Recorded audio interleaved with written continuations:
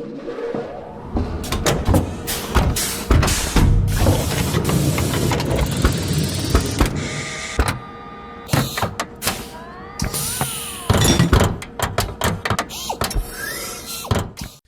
Jeep family, this is Neil with SFJ4x4.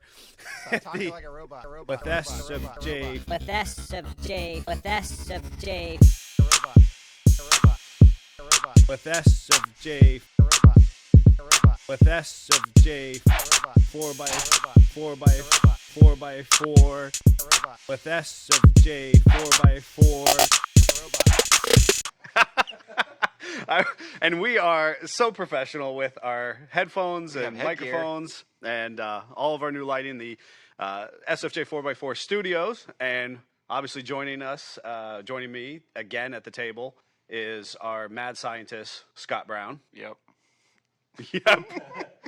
Thanks for your enthusiasm. Yay. Can you hear yourself? What? No. Oh. So really, debatably, we're trying to clean up the feed and the sound and the lighting. We've had great response from people as far as the content and conversation, but obviously wanted to keep adding to our studio. And we have some goodies that we've decorated with in addition to our initial launch, and might address some of those as we continue on. So who can identify all the stuff we added in the back? Right. We should add or take away each week, like We should. a little something. That would be good. That would be good. Yes. And I added a couple personal effects, but like one of my favorites that I actually talked about this morning was, it's actually kind of fitting because we're going to be talking a little bit about the start of the business. And ultimately, it's intertwined with our relationship, really. Yes. But the Jeep that you convinced me you had bought me. Yes. I told him I bought him an XJ, and he was all excited, and then I handed him a Matchbox. Yes, and that Matchbox has joined us in the background here. So I've kept that on display in my personal garage for years, obviously. So as promised last week, or we had addressed last week, it was SEMA week. We had followed a good bit of coverage, and it looked like attendance was lower than usual. Yep, Holly wasn't there, from what I understood. Yeah, a lot of big players weren't there. I believe that everybody was kind of still tiptoeing around, how to best handle the health and well-being of their employees this year. Yep. Obviously, we didn't attend for that very reason. But we're there in spirit. As all get out. What's that? And we're busy as all get out. And we're busy as all get out, which is obviously a huge issue that we're working through, and obviously not using the shipping crisis as an excuse, or COVID letdowns as an excuse to keep doing what we do. But as promised, we said we were going to talk. Hey, morning, Jerry. How are you? Hope all is well. Jerry Hubert, really cool dude with Toledo Jeep Fest, but incredible history. First of all, he's got an amazing collection of Jeeps that absolutely rivals ours. Very much so. And a huge player in the actual production and creation of Jeeps over the last several decades. Yep. Started in the 80s, I think, because he has a very cool YJ, which I think was when he first took over. And an XJ, I believe, as well, right? I think when Big Old Blue was rubbing elbows with the fancy Jeeps, well, he had his XJ there. He had a couple. He had like 3 Jeeps in in the convention center at the Toledo Jeep Fest. But the Wagoneer era. Yes. Well, maybe maybe Jerry will join us sometime in the future because he's a very cool dude with lots of good history. So what from SEMA, other than the fact that people missing, caught Scott Brown's eye? There was a Jeepster Commando that I believe Jeep took. I want to say it was orange, and it had a JL interior. I thought was pretty cool. What? You didn't see that? I didn't see that. What the heck, man? You had one job. I had one job. It had a JL interior? At least dashboard, if I'm not mistaken. I'm sure everyone is correcting me right now if I'm wrong. But but it was very cool. I have a soft spot for those. I haven't owned one yet, but I definitely would love to have one on my What bucket era list. was it? It was the 67 through 71, So pre-bullnose. pre-bullnose. Because, of course, you hate bullnose. Yes. Sorry, all bullnose owners. Right now, bullnose owners are Flaming me. preparing to flame you. They look like a Bronco. I can't help it. Which was, I think, their exact intention Yes. was to make it look like a Bronco. Since the Bronco sold so well. Right. Because the Bronco was incredibly successful, and AMC was like, we should do that. Yes. We should update our styling. I did see a lot of Broncos, plethora of Broncos, but that is the new buzzword. Yeah, so- I don't know if anybody else is calling it this, but I'm going to call it the year of the Bronco. Yes. All right, so, I mean, not 20, but 19 was the year of the Gladiator. As it should be. As it should be. It should be the year of the Gladiator for the next 5 years from the 5 release. to 6 years. Yeah. But unfortunately, I think the Broncos stole the show. Yeah, I think that was on purpose. You think? Yeah, I think they were like, touche, Jeep, Yes. checkmate. Checkmate. I see your Gladiator, and I raise you a raise you. Bronco. Yes. And I saw somebody toy with a Gladiator. Hey, good morning, Chip. Talking about Gladiators, Chip Right. picked up his Jeep over the weekend. I'm so jelly of that Jeep. That was a gorgeous Jeep. I had to give him Addos of such a great wiring job him and his wife did. They did Oh? a beautiful, like top notch. We don't say that about everybody. No, we do not. I told him that. Oh, did you? Yes. No, he did very good. Very Okay. nice. Okay, so he did a nice job, and then obviously you did a spectacular job on getting his CB, CB work done, installed. and I'm very happy how that came out. you routed it. It was like the kid from like the Calvin and Hobbes. Not quite that bad. I mean, it had a definite path. But it was clean. It was hidden. It's clean. right. It's serviceable. Which is more than we've seen on other ones. But. Yep, can't beat a Cobra 75 and these Jeeps with the tight interior. Just works so nice. What's a Cobra 75? I mean, I know that, but So it's a special CB that all the controls are on the mic. The only downfall is sometimes people have a hard time hearing themselves because the speaker is on the mic itself, or the CB In the that's in my handheld. it's in the handheld. That's the CB. It's in my personal JK, and I had one in my XJ as well. Worked really well. drives like it's on rails, and he loves it. That's awesome. Well, we did a Steer Smart steering upgrade kit Yes. on his. Just and works. It just works. It just flat out works, and we keep it simple. Yep. We use a Fox 2.0 stabilizer. Not even like an ATS or any type of pass. No room. No room, and that's No. the thing with the JLs, the JTs. But the CB you were talking about was there's a unit that goes behind the dash as well. Yes, it's literally the size of your Max Box package Right. about.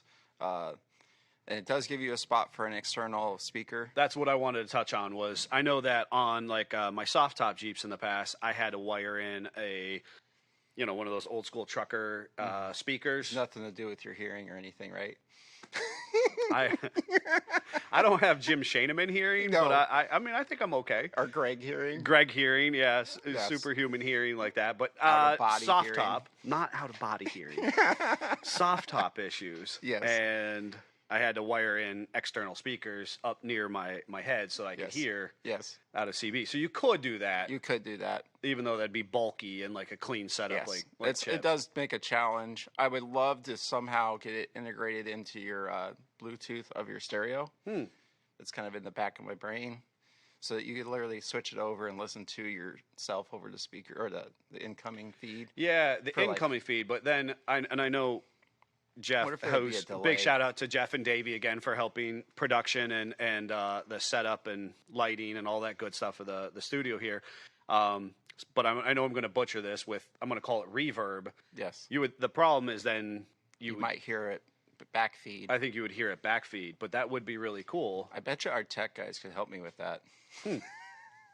Or big shout out to Midland or Cobra, Yes. whoever wants to race and figure that out first. Yeah, And how can I Both pipe good it radios. through the stereo?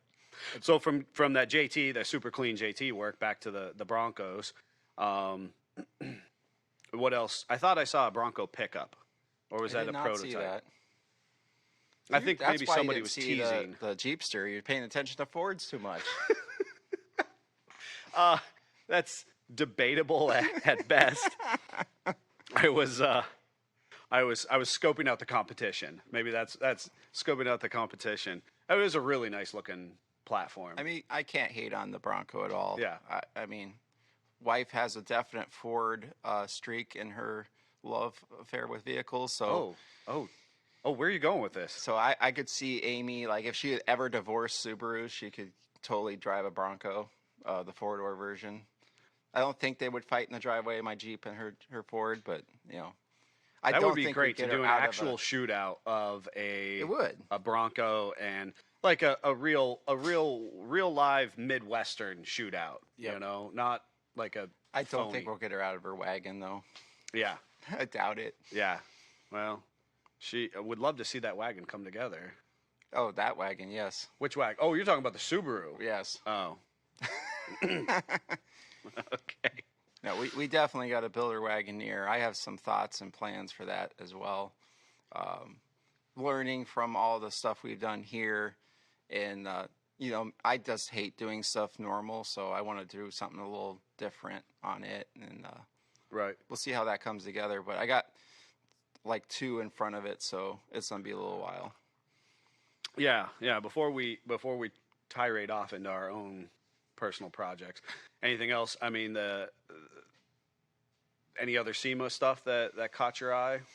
No, I was just kind of in love with that, you know, Jeepster. Yeah. But other than that, I didn't see a lot of stuff. I did see a lot of talk about Bluetooth drive shafts. Yes. And somebody embraced it and just made like an emblem that Made went a little cap on the pinion. Did it have like a bee, or did it have? I mean, I saw that. I couldn't tried make to it see out. that. Or did it have the Bluetooth symbol where it was actually It the? might have been. Actually, you know, like the traditional Bluetooth symbol on our phones and whatnot. I mean, that's one of your things. If you can't do it, you might as well just embrace it. Yeah. You know. Yeah, and of course, I think we touched on it last week, but the idea that a lot of these vehicles are canvases. They're beautiful vehicles. Well, that truck in particular had amazing. I think it was like gold leaf on the suspension components and striping. Yeah. I mean, the amount of time and effort that went into the paint and that on that suspension alone Sure.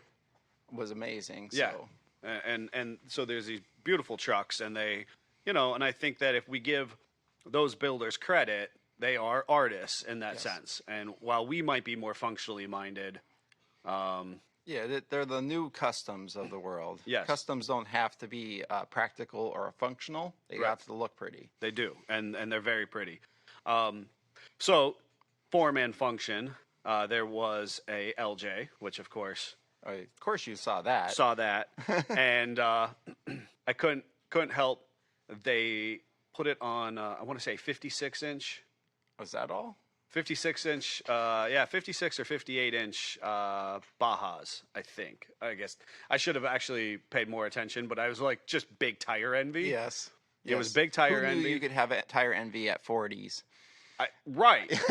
I felt incredibly insufficient when I saw this LJ on 56s or 58s, and I mean it just has a look that is incredible. I don't know if he drove it there. I don't know how it wheels. I don't know if it turns. Yeah. Again, the whole Doesn't thing of matter. SEMA is it looks beautiful when it sits there. It's like the trucks It's a with the static Bluetooth. display. Yes. Yeah, I actually saw a nice interview with the owner. Genwright was out there, and they went live, and they did a nice walkthrough, and ended up talking to, the owner, and talking about the Jeep. He said it wheels, so. And at that point, I mean, nothing's a challenge as long as it can flex it. It just rolls over it. Yes, you just clobber it. You just Empire State Building, no problem. Yes. Just drive over top of it. Yes. You're good.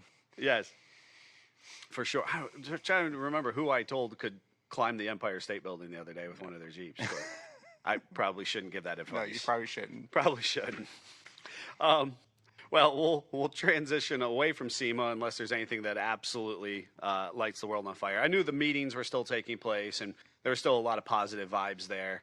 I saw a number of our industry friends who did attend felt very good about seeing people from the industry again.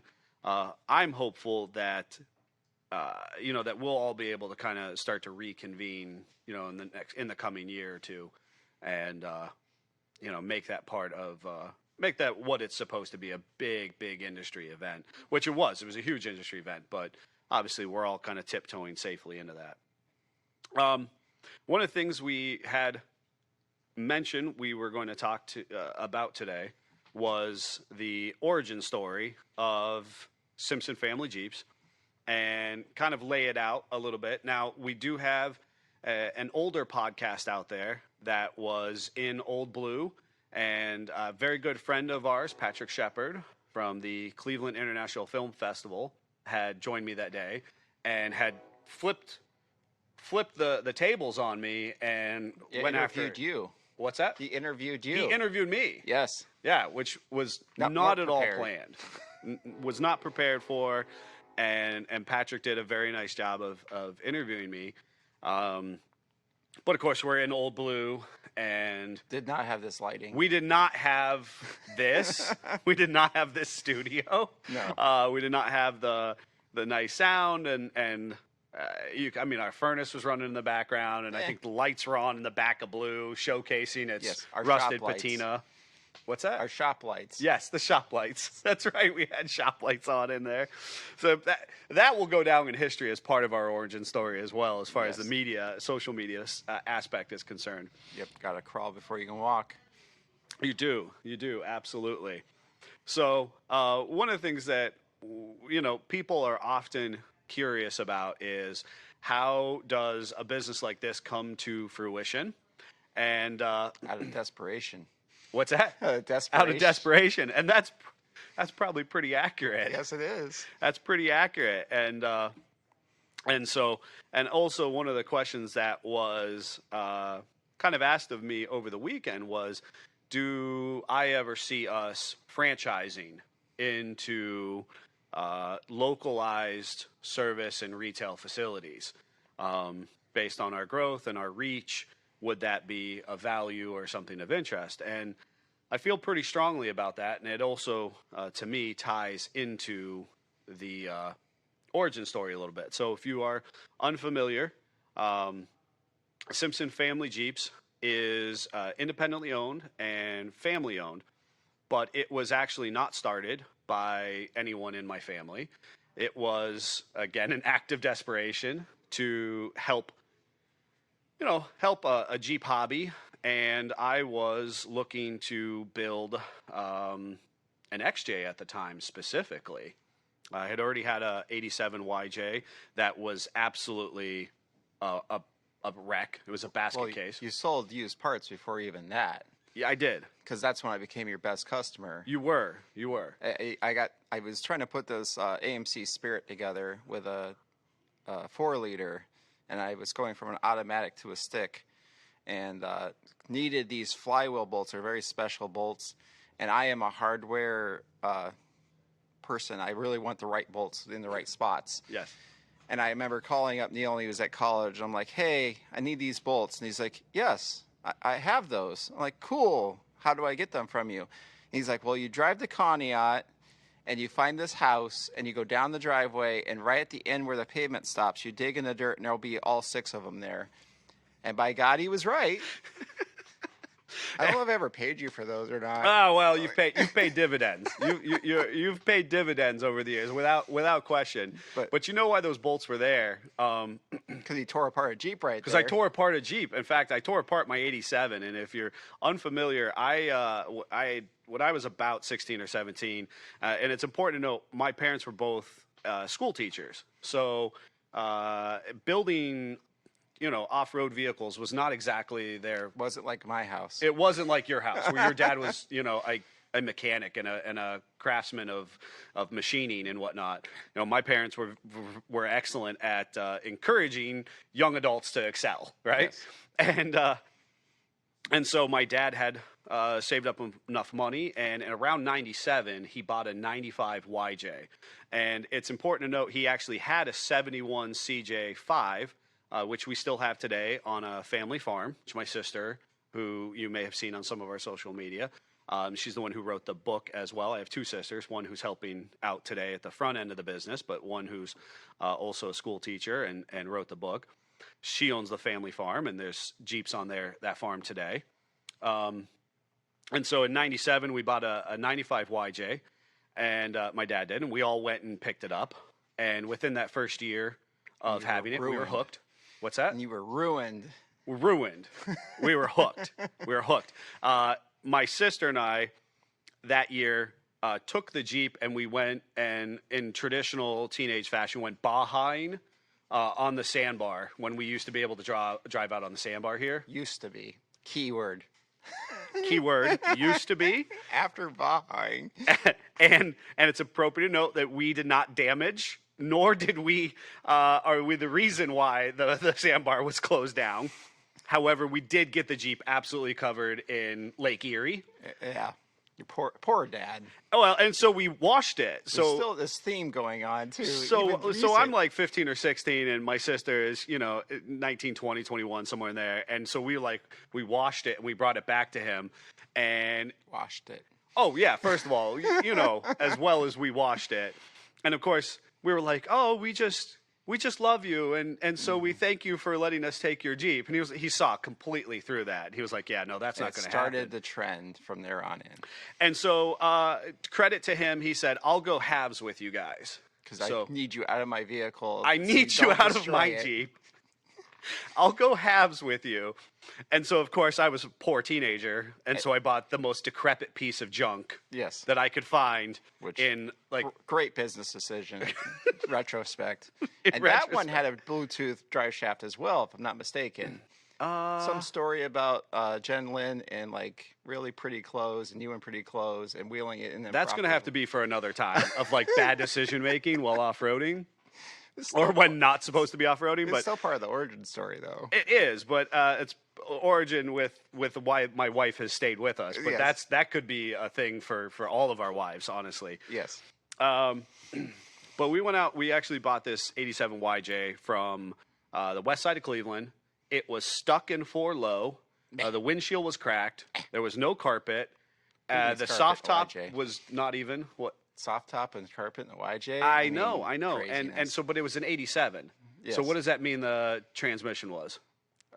It was a BA10. It was a BA10. It was a Peugeot, which is absolutely a horrible dark moment in the Chrysler carbureted AMC Jeep history. 258 feedback carburetor. Great stuff. Oh, so I end up learning everything the hard way, which is kind of my MO in life. Didn't it have a dash fire too, or is that Derek's? The dash fire comes slightly later. Oh, okay. Again, of complete natural causes. It's like that farmer's commercial. We know some things because we've seen some things. We know some things because we've seen some things.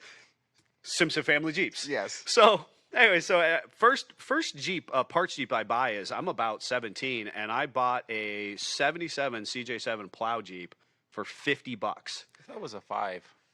It was a 5. It was a I know the 77 story better than he does. CJ5 with a rebuilt 258. That's what you wanted. That's all you saw. was All the I motor. saw was the motor, Open the hood. It was like, oh. and it was gorgeous. Yes.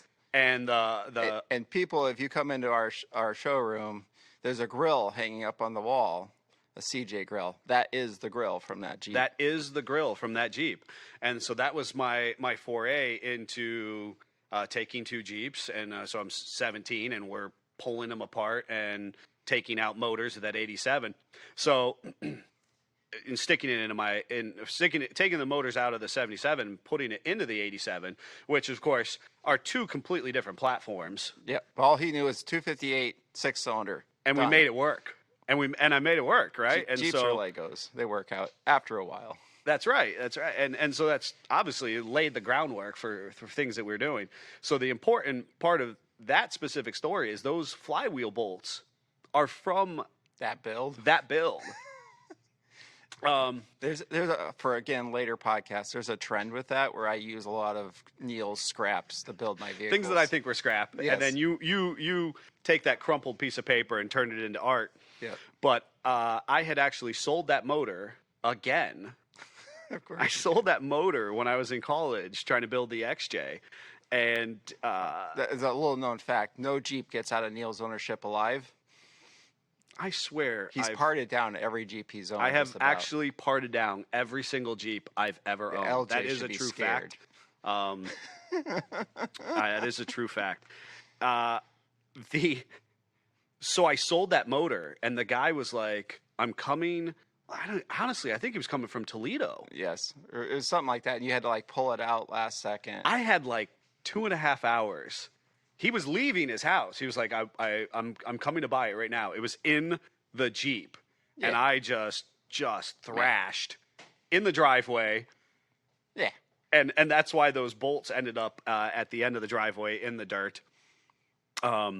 To be able for like a year or two later for you to be able to find and clean up and At least use. you knew where they were. Well, so anyway, so let me go into the actual reason you started the business is you wanted to put axles under your XJ. It is. Did too big a tire for an XJ at that time. at that time, 35s were crazy tires. 35s were insane because at that point in time you were a big dog if you had 33s. Yes. And of yeah, course it was an 89 if I remember right. It was. Supposed to be your simple, great daily driver that you promptly ruined by lifting it too tall. wow, I heard that you say promptly ruined. And, Which if I'm not mistaken, the lift kit that you got for it was off a parts Jeep as well. it is. That you hoard to this day. That I still do have that lift kit to this day, and that's absolutely when I fell in love with like the history and the excitement of industry changes, aftermarket prototyping. But you're right. I wanted to. Well, actually, it didn't start with the axles. It actually started with the motor because that was a Renix era motor. Yes. And Went from they the had pot to the fire, going from a carbureted six-cylinder YJ to a Renix era XJ. Which, when they work, boy, they work really nice. It's the smoothest running motor ever. But they're French, so you really need to speak their language to understand speak their language. the way it operates, and it's very early fuel injection. It works really well, but when it doesn't work, it doesn't work. Well, I didn't speak French. No, you do not speak French. I didn't. And if you remember, they actually have closed cooling systems. They have closed cooling system and air intakes, both. Yes, and that was a time where that technology was not readily available. No, remember open coolant swaps? I mean, that was a thing. Open coolant swaps was a thing. Yep. But I fried my original motor in there, which is also a theme. Yeah, it does happen with closed cooling systems. Closed cooling system. That was a problem. We just didn't know enough about them. And so I needed a motor. And I'm noticing a theme there as well. as you to say what you had said, it was starting this company was out of necessity and desperation. and desperation. So the motor that lift kit Jeep, was that where the other motor came from then? It for is. the 89. Yeah. So I had graduated college, and at that time I graduated, and I was like surveying the landscape of what to do. Oh, that's right, because the oil pan was a YJ oil pan. I don't want to talk about the oil pan. I don't. Well, so the thing back then, if you had an XJ that was lifted and bigger tires, you wanted lockouts, you wanted 44s. There was this, legend of a 44 in certain XJs. I remember being a kid and going to the junkyards at every Wagoneer, Waggy XJ I saw. I'm underneath the back of it looking for a 44. Yes. Don't know what I'm doing with it, but I'm excited to find it. Yes. And there was far more full-size Wagoneers than small body Waggies with that towing package that had the 44. So Neil did what any follower of the interwebs reading and early interwebs, right? magazines is he tried to find a Wagoneer axle pair, which the back it just makes sense. It just bolts in, which I actually didn't know until a couple of days ago when we were talking about that. Right. And then the front, I mean, the Wagoneers, they did so many drive lines and so many transfer cases. They actually moved the front pumpkin back and forth like 3 times, I swear. And the late models like that 91 we have here has a driver's drop front axle. So it's match made in heaven. Yes. Aside from the leaf springs and Right. all the other stuff. But the width is pretty close. And what I have found in my own builds is sometimes you get an idea and you're like, oh, this should just go together. Not the case. Not the case. Customers come in all the time too, and they're like, "Oh, well, on paper this looks and this Looks works beautiful. and this works." So the important part of all this is he had this really cool truss that was for the part of this lift kit, and it goes on a Dana 30 beautifully. Yes. Does not fit a Dana 44 at Does all. not fit a Wagoneer, Dana 44. So At that's all. so I buy this parts Jeep. So I graduated college. I didn't have a pot to use, Throw it out of. right?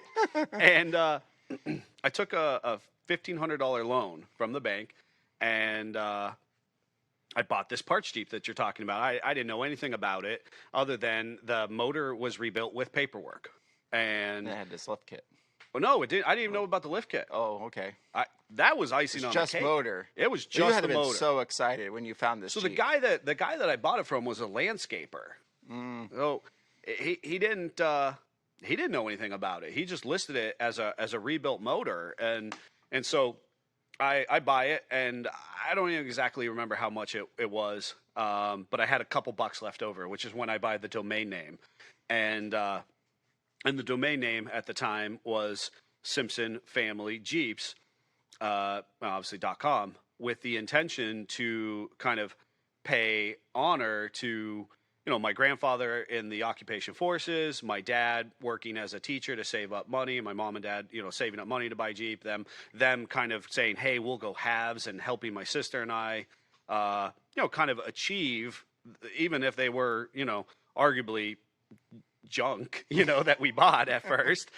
The principle was there. So I was paying honor to my family. People all the time think like it's a dealership, or that maybe that or my parents we're brothers. What's that? Or we're brothers. Or that we're brothers Yes. early on. Oh my gosh, yeah. Or that we're all brothers. Yes. Right. That was super funny. People being like, "Oh yeah, I talked to your brother." Okay. I just went with it. Eventually, we got to the point where I went with it. But, anyways, when I actually buy the Jeep itself. It's in Columbus, Ohio, and the story on it was that it was a husband and wife who were lawyers who had a ranch in the southwestern portion of Columbus, Which makes sense, because that lift kit was no small thing at that time. And at that time, and that was it was actually a prototype lift kit made by Skyjacker, and it was you can still buy the Rock Ready series, but it has some of the research that we've done has shown that it was actually one of 50 produced, and I actually have a couple old books and some Jeep Jamboree USA literature where they were using this product and testing it on XJs, because XJs were getting hot, because for the longest time we didn't know what to do with unibodies, and they weren't real Jeeps and all that kind of We stuff. heard that a couple of times over all that era of Jeep. Of that era. Yeah. And so I ended up, we go down, my dad and I, we borrowed a truck, borrowed a trailer, we go down to Columbus, and I'm talking to this guy, and he was the landscaper for this estate that had the Jeep. And as the story goes, their son and 7 of his closest friends decided to get in the Jeep and go perusing their property, and then promptly Bahaing, because it was it was at the late 90s, early 2000s, so everything was Bahaing. That's what you did. Right, and they rolled it because of course 8 That's people in an XJ is already. And the funny thing about that Rock Ready kit, it was an 8-inch lift kit. Yes. And Which was almost unheard for at that time. it was. It added a little mid thing that bolted to the unibody to give it more strength with Reinforce different the arms. substructure of. I mean, these are the days when we're trying to find a wrecked WJ brand new and trying to use their control arms, or people are making stuff.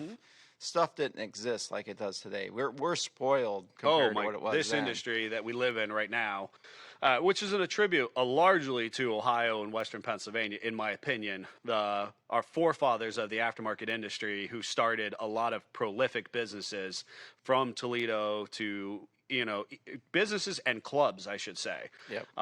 Because this was a hot spot for years and years and years. And that's why the XJs are just known as, junkyard builds and stuff. Because back in the day, you needed to add a leaf. you went to the junkyard and found a Dakota or a S10 and scavenged the main leaf out of it, and that was your lift kit. That was your lift kit. Yep. Absolutely. Grand Cherokee V8 coils. I did it. Oh yeah, you did. Oh yeah, you did. Well, so we go down, we pick up this Jeep, we bring it back, and at the time, my cousin and I, who's still involved in the business, to a degree, started working on it and swapping everything over. And I want to say somewhere around there, obviously, we started working together, a little we met bit. at that car show we talked about last week. Right. And at that point, the XJ was on stockish axles and big tires, the biggest ones you could find. And they had like street tread, but they were 35s, and they were real balloony, 15-inch wheels. It was coming out of the 90s. That's what you did. And that Olympic squared off front bumper. Oh, I love that bumper. I know you did. I love that bumper. And if I remember right, it had broken, or you had left it abandoned in your parents' driveway because of, early. The Olympic? No, the XJ. Oh. At the beginning of our relationship, it had broken down, or you had left it forlorn. Yes. Because you were distracted 5 other ways, and you had actually decided you were going to get Jen Lynn a Jeep. And it was green XJ. Yeah. And you had moved a couple of times, finding your way as a young adult. And as the Jeep sat there, you decided, I'm going to build this up even bigger to handle these big tires. Yeah. So you started the axle swap. And nobody wanted to work on 4-wheel drive stuff at that time. No. Race shops wanted to do 9 inches, throw them in your race car, blow it up, do it again next week. And the thing back then for caster correction, you used to cut the C's and turn them to get your pinion angle better. And we knew all this because the guys out west were doing it. Guys out west were doing it. And But nobody here wanted to even touch it. East of the Mississippi, 50-foot I got pole. rejected all the time. Yes. And the other part of this, at the same time, I'm working as a general mechanic. Excuse me. And of course, I got plenty of XJs laying around, and U-joints in the drive shafts would last forever, like 200,000 miles. If you didn't do stupid things with your Jeep, they were still good, and you couldn't buy those anywhere, at all. And so I remember us having this conversation, like, we can't get anybody to build axles. Nobody's selling these U-joints. Boy, I just wish I could get quality parts for my Jeep. Yeah. Ding, ding, ding. And that's exactly, oftentimes if you've come in and I've talked to you across the counter, I'll tell you that I wanted to start a business that I wanted to be a patron of. Yep. And that's not to discredit the businesses that existed here at the time. Yes, they were doing the best they could with what they had. They were doing the best they could with what they had. And but they weren't specialized. They weren't specialized. And the specialized shops that did exist were their focus was elsewhere. Yep. And there was plenty of guys in their garage, someone like my dad, very talented, had machinery, had tools, would do awesome things for himself. Absolutely. But they would shun you. I'm not helping you because I don't know if it always went bad or what. I remember that talk with my dad a lot with my friends wanting to do ambitious stuff, and he had no part in it. Yes. But you're absolutely right, because there were some amazing Jeeps in this area. Yep. And a credit to those guys. They were gifted. They got off their work and then they toiled for 4 to 6 hours every night. Yep. Doing their craft. Actually making products for their Jeep. Yes. Yep. And as far as commercial, with my own endeavors, I was working full time elsewhere. I was doing youth ministry. I was dating your wife. Yeah. The whole, yes. So anyways, the business starts, right? And the business starts to provide a service. And I'm running around Pittsburgh at the time and at that. And finding every 258 you could find. And that was exactly my hustle. You're right. So that was one of my big abilities to push was every 258. We're in the greater Pittsburgh region at that time. Blowing up everywhere. Oh, yeah. The Jeeps are rusting out around these 258s. And my wife was in her master's program. and we lived in an apartment in a little shady alley in Pittsburgh, and that was friends something. with your landlord, tearing apart motors. Yeah, that's exactly it. I had that Jeep Comanche I bought for $300 out of a yard sale. Yep. Whole other story. Yes. Um, Long bed. yeah, long Is a bed, and thing that's for what I was long picking up bed these Comanches. 258s in. I had the S10 pickup truck and that Comanche, and that's Kept what I. that thing together with baling wire and duct tape and I used to have to Band-Aids. stop every day and pour oil into it because the rear main seal was leaking so bad. Yep. That was a was- feature. It was self lubricating, self preserving. I Yes. sold that. The whole Jeep. I know you did. I You cried a little. I saw a tear when that I, Jeep I left. actually still wonder where that Jeep is, but again, different conversation. Eventually, by 2012, my wife and I are settled into our house, and we had been operating as a part-time business. You had already been doing lots of part-time work. You know, with Killed me, a lot of Jeeps. a lot of Jeeps to that point, and And then I remember like the 89 had gotten taken down to the house. The 97 97 was was there. The there. Carolina 97. And we were partying down. People will just shoot us for this today, but that Blue Islander YJ, Oh dear. me and my wife went down for like just a relaxed R&R time, which was what my wife thought it was. It was more me and Neil tearing apart a Jeep in his garage at that time. We were like, wow, we have walls. I always tell my parents and then my wife, you know, I'm going to be dangerous when I'm going to be Yes. dangerous, you know, when I'm not in my parents' backyard. I'm going to be dangerous when I have a garage, and then I got Yes. a garage. I was like, oh, I'm going to be dangerous when I have A when I had toolbox. a toolbox when I'm Yes. not digging through a bag, And the heat. and then heat, and then lifts, and so on and so forth. And that's always been obviously the goal or ambition. But 2012 comes around, and I'll be honest with people, I lost my job, and but really, I obviously believe no fault of my own, but it was the appropriate motivation to go full time. Desperation. Absolutely. And And I think we started with the you parted down the 89 at home. I did. We'd parted down quite a few. I had a big inventory. Yep. So I had 2 weeks before Bantam Jeep Heritage Festival. Yep. Bantam used to be in August on. And another quick sidebar, I just think this is very appropriate. The epic red Ram four-door that everybody knows of Neil's, his dad actually bought that. And it was more of a toy for your dad, if we were really honest. It was his retirement present. Yes, to himself. And then, of course, Neil had ulterior motives right from the get-go. And I was just excited because I now had a friend. I didn't. Sure he did. Okay. And I had a friend with a one-ton dually four-door. I mean, who doesn't want that kind of friend? Who And he doesn't had want trailers. that friend? You had a trailer, I think. Uh, Did you have a trailer at that time? not you had the goose. I had the first. gooseneck, right? Because again, I convinced my dad that he was going to retire from teaching. Yes. And he was going to start a mini hauling business. Yeah. Which didn't happen. Didn't happen. And then But it set me up for perfect success. immense success. And that poor Ram, I mean, on its backbone, we built this business. And at some point, I remember telling Neil, like, why don't you just buy that truck off your dad? Because you're using it more than he is. That poor guy. The poor guy. This business wouldn't exist without your dad. But, Oh, no. Yeah. But anyway, so that comes into life. And I remember you parted down the 89, and you're like, hey, I got this other Jeep, so we need to get some parts moving. And we bring the 97 up to my house. And talk about sins. It was the most rust-free, clean XJ, and I cut it into a million pieces. I had this system where I would dissect the Jeep from the top down, yes. and then take the driveline out of just like the uniframe structure sitting there. And I cut that Jeep apart, which I still have the roof to the 97 in my garage. You have the roof? Part of it. We are hoarders. We are hoarders. We are hoarders at our core.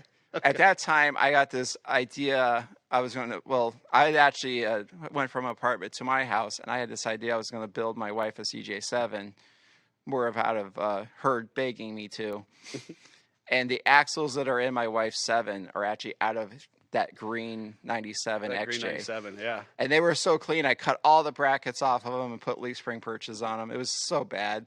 Well, my wife wasn't thrilled about that purchase because I didn't consult her at first. Yeah.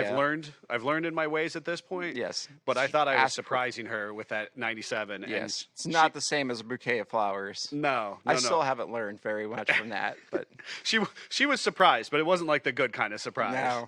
no. But with her blessing, I part of this story is so critical that we loaded up every bit of inventory we had. Jennifer Onto and the I did. Ram, on that backbone of The that Ram. I borrowed a trailer. Again, Yep. there's a theme there in the early years. I was borrowing, a lot of borrowing. My family's very good to us. Yep. And my uncle let me borrow his trailer, and my wife and I drove into Bantam Jeep Heritage Festival. We had not registered in a timely fashion. Of course not. We had very little preparation in place. And that was the year after me and Amy went, wasn't it? Yes. 'Cause Oh, yeah. Me and Amy went the first year in the LJ before Neil got it and put 40s on it. Yeah. Yeah. Before I made it better. Before I made it what LJ should be. Uh-huh. No, I went the first year as well, which was awesome. And, okay. I did not realize you went the I first did. I creeped through the landscape. It's actually my first memory of Zach Heisley, which I would love to share in the future. But aside from that, and Zone Off Road, actually that first year, Zone Off Road had been launched, and they had built a beautiful Comanche, and they had a. That's right. It was green. It was beautiful green. It was It wheeled the snot out of that wheeled Jeep. the absolute snot. It had the big Baja fenders on it. Yep. But anyways, no, this was year 2 of Bantam, and so I'm very proud to say we've supported Bantam every single year except for year 1, and that was just for a matter of we weren't a business in year 1. Yep. But my wife and I literally jumped the fence. We actually climbed a chain link fence, flip over the edge of the fence, and like go across the grounds. This is when it was still held at the Great Butler Fairground, and found a security officer and was like, "Hey, I'm a business and I would like to vend here." And they were like, "Hey, you're trespassing." Yes. But we're desperate. We need people. So fill out this form, pay some money. They honestly let us pull around, and we nosed into the gate so that the next morning, and we slept in the little camper in the bed of the truck. The next morning when the gates opened, we were first in line to go in and filled out the paperwork. And I used the last $300 in my bank account to register for that event. I was flat broke and ready to sell Jeep parts. And my wife tells a story. I had already been selling on Craigslist and eBay and off the website and whatnot. And my wife tells a story that, again, we had this haphazard 2 weeks of packing and readying for the business or for the event, and we're new to business. Recently left the full-time employment, the security of that world. And she's thinking, oh, my God, like, Neil's taking all this rusty Jeep parts and all this, these Jeep parts and throwing them out on the ground and on tables. And she's thinking, she's going to have to commit me or something. And then all of a sudden people started coming up and paying for all these products and being like, "Oh, I follow you, I follow you on eBay. I follow, Craigslist. I see your listings. I'm so happy. Hey, what do you think if I do such and such?" And it was great. We had a spectacular Started weekend. the theme right there. Yeah. Yep. And at that point in time, kind of as they say, the rest is history. We had a lot of ups and downs, a lot of exciting things over the years. But that is, and at this point, we've actually transitioned as far away from that used parts as we've ever been. yes, Used to be, you would just give me a direction. I would go sell parts and tell people what they were and that kind of stuff. Yep. That was my thing. And I remember partying down Jeeps and filling totes for you to get ready for Bantam and stuff. yes, And then somehow in the middle of that, we started doing service and installing U joints and lift kits. And yep. the day of my wedding, this guy installed a lift kit in his driveway. I did. Showed For up a customer. fashionably late. For a customer, I found pictures and information, but then I'm sure more stories will come out over time because that's the people to to circle back around to the question that was asked, do I think we'll ever franchise out into smaller independent retail and service? The answer from me succinctly is no, I don't. What is the core of this business at this time are the people and the relationships that we make with our customers. And we don't want to lose that. A lot of times when you franchise out, you're just focused on selling product, and we're about the experience. Correct. You want you to enjoy coming here because of who is here and being passionate about what we do. And the consistent product you're going to get from us as it's the very hard to be information. Consistent with a franchise. Right. And anybody's that is harder. gone to McDonald's, they know what I'm talking about. Right. And that is harder, is to get that consistent, repetitive process. But as far as we continue to grow, add people, add services, all of that is ideal to do kind of as a central location, but to bring our information, our product, our experience as a Jeep family to our customers through things like this, as far as YouTube and social media and whatnot. Kind of give you the picture of what it's about. For sure. Speaking of that, we should probably start to wrap up. We should. We're almost got enough time or enough topic of this to go on for another podcast. We probably could do another podcast, but let us know what are some things that, questions that you might have. If you're watching on YouTube, make sure you like and subscribe. Ring that bell to get notifications. We're trying to put out a Tech Tuesday video. Just about every Tuesday, we're putting out a video about a product or a process and install. Obviously, we have the podcast. We have the specialty videos. Yes, and if you have any questions that you'd love to see us feature for the Tech Tuesday, by all means, ask away. We'll try to tailor that to you. Absolutely. Educate and help however we can. Right. It's succinct. Part of our business model is to educate, document, and then ultimately to make that customer happy. And so we want to do that through our social media regardless. And they did that to me. Yep. I have a reverb in my ear. Yes. So with that said, make sure you like, subscribe, leave some comments, talk to us. We read them, we respond, and we'll tune in again next Monday, 10:19 a.m.